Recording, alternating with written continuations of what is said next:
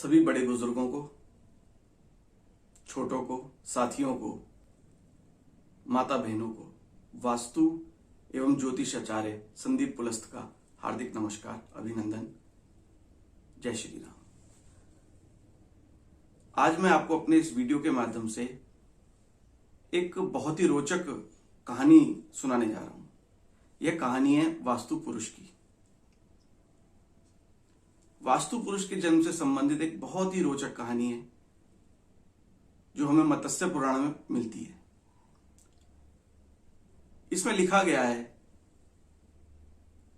कि भगवान शिव का युद्ध जब अंधकासुर के साथ चल रहा था तो वो युद्ध बहुत ही लंबा चला और एक समय आया जब भगवान शिव को लड़ते लड़ते बहुत तेज पसीना उनके शरीर से बहने लगा। उनके इस पसीने से एक दैत्य का जन्म हुआ जो देखने में बहुत ही कुरूप था।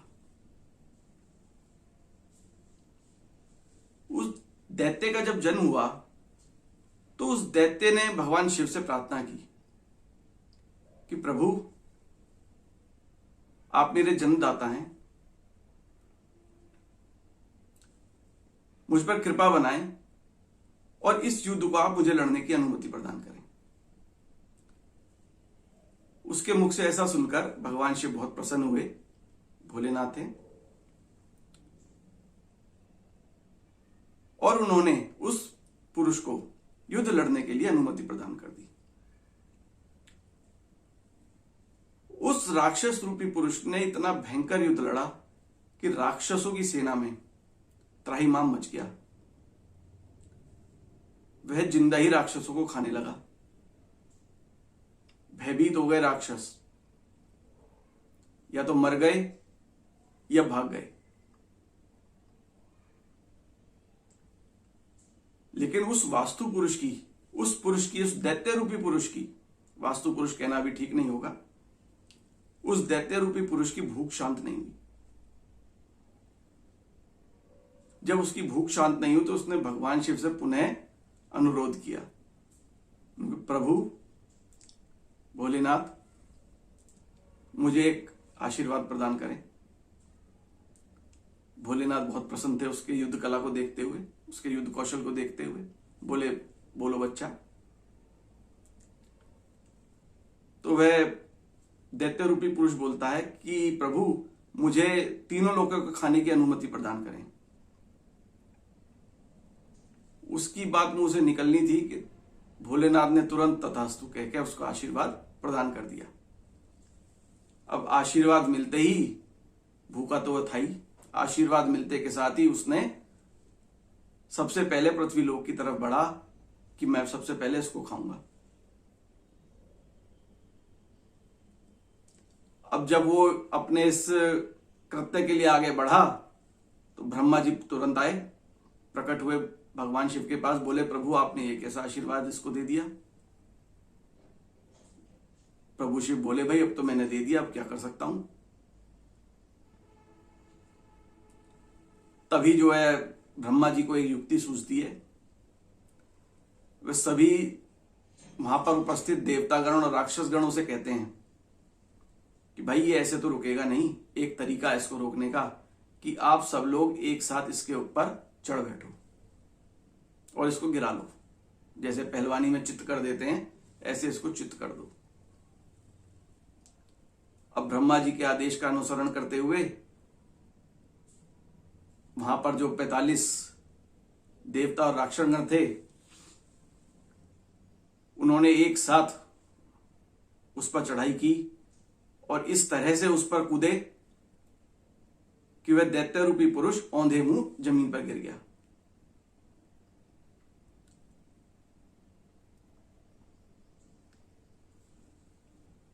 गिरने के बाद देवताओं ने उसे इस प्रकार, राक्षस गणों और देवताओं ने उसे इस प्रकार दबाया कि वह उठ ही नहीं पाया। बहुत प्रयास किए उसने उठने के, किंतु उठ नहीं पा रहा था। जब वो परेशान हो गया, थक गया और उसकी भूख ने उसे व्याकुल कर दिया, तब उसने राक्षस गणों और देवताओं से निवेदन किया कि कृपया कर मुझे छोड़ दो, मैं बहुत भूखा हूं, मेरे भोजन की व्यवस्था करो। तो ब्रह्मा जी ने देवताओं राक्षस गणों को कहा कि भाई इसे मत छोड़ना, वरना यह तो संपूर्ण सृष्टि का भोजन चट कर जाएगा और इसकी भूख फिर भी शांत नहीं होगी। अंत क्या होगा किसी को नहीं मालूम। ब्रह्मा जी का आदेश सुनकर देवता और राक्षसगण उसे दबाए पड़े रहे। बहुत निवेदन किया उसने, छोड़ दो, मैं भूखा हूं, मेरे भोजन का इंतजाम कर दो, पर कोई भी नहीं माना।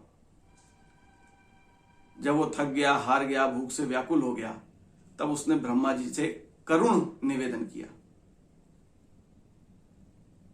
बोला, प्रभु मैं कब तक ऐसा पड़ा रहूंगा, मैं कब तक भूखा पड़ा रहूं, इस तरह से मैं औंधे मुंह कब तक पड़ा रहूं,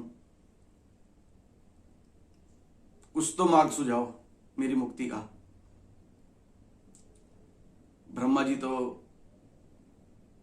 परम ज्ञानी थे, वो जानते थे भविष्य में क्या होगा। उसकी दयनीय स्थिति देखते हुए, उसका करुण वंदन सुनकर ब्रह्मा जी कुछ पिघले और उन्होंने उसे आशीर्वाद दिया। बोले कि मैं तुम्हें छोड़ तो नहीं सकता, लेकिन तुम्हें आशीर्वाद देता हूं। तुम्हें आशीर्वाद मैं यह देता हूं कि इस पृथ्वी पे जब भी पूजन होगा, जब भी कोई मानव इस पृथ्वी पे पूजन करेगा, किस समय पूजन करेगा, जब भी कोई मानव घर का निर्माण करेगा, घर की नींव रखेगा, मुख्य दरवाजा घर का स्थापित करेगा,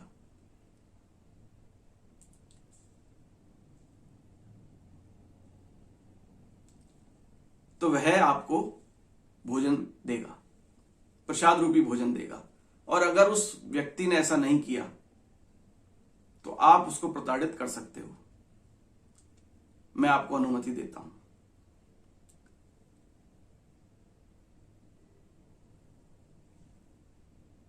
और मैं आज से आपको एक नया नाम देता हूं, वास्तु पुरुष।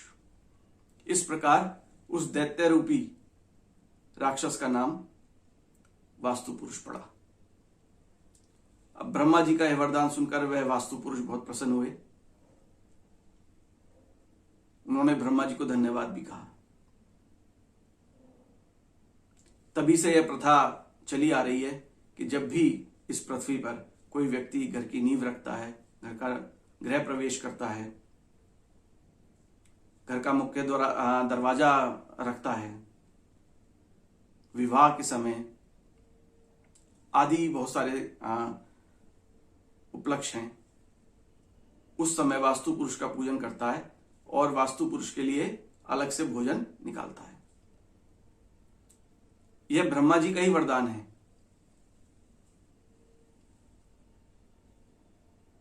और यह उसी समय से प्रथा चली आ रही है कि वास्तु पुरुष का अगर आप नींव पूजते समय, घर का मुख्य दरवाजा रखते समय, गृह प्रवेश के समय, पुत्र जन्म के समय, यज्ञोपवीत के समय, विवाह संस्कार के समय, ऐसे बहुत सारे आयोजन हैं, उनके समय यदि आप वास्तु पुरुष का पूजन नहीं करेंगे और उनके लिए अलग से भोजन की व्यवस्था नहीं करेंगे, तो आप कभी भी प्रसन्न नहीं रह पाएंगे, आप कभी भी स्वस्थ नहीं रह पाएंगे। ऐसा ब्रह्मा जी के आशीर्वाद स्वरूप वास्तु पुरुष का वरदान प्राप्त है। तो मैं भी आपसे यही कामना करता हूं कि इस कहानी को केवल कहानी का रूप ना माने। बहुत ही रोचक कहानी है, आनंद आता है सुनने में, सुनाने में भी, किंतु इसे जो है केवल कहानी मानने की भूल ना करें। यह वास्तविकता है, जो मूल उद्देश्य है इस कहानी के पीछे, उसे समझने का प्रयास करें। और जब भी आप लोग इस तरह के आयोजन अपने जीवन में करें, जैसे कि मैंने पूर्व में बताए हैं, वास्तु पुरुष का पूजन अनिवार्य रूप से करें, उनके लिए अलग से भोजन की व्यवस्था करें। ऐसा करने से आप प्रसन्न रहेंगे, स्वस्थ रहेंगे। आपको अगर मेरी बात अच्छी लग रही है तो मेरा आपसे अनुरोध है कि कृपया कर हमारे चैनल को सब्सक्राइब करें। इस चैनल के माध्यम से मैं आपको ज्योतिष और वास्तु के संबंध में महत्वपूर्ण जानकारियां उपलब्ध कराने के लिए प्रयास करता रहूंगा।